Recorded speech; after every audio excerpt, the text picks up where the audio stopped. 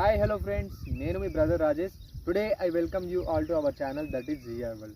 Okay friends, in this video we are going to know about Article 70. Article 70 ఏం చెప్తుందంటే the parliament can make laws and provisions to discharge the president's duty in other contingencies.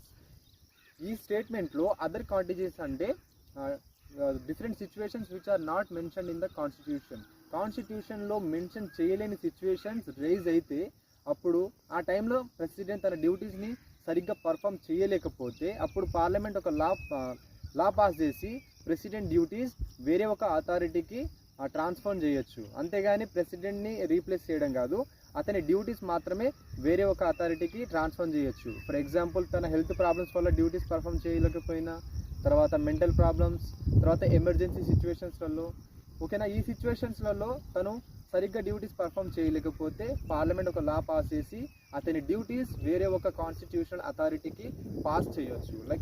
Like Lok Sabha స్పీకర్కి, chief justice of ఇండియాకి, like vice ప్రెసిడెంట్కి ఆ డ్యూటీస్ని transfer చేయొచ్చు. అంతేగాని ప్రెసిడెంట్ని replace చేయడం కాదు. President ఉంటాడు, అతని డ్యూటీస్ వేరే ఒక అథారిటీ పర్ఫామ్ చేస్తుంది. Okay friends, thank you all.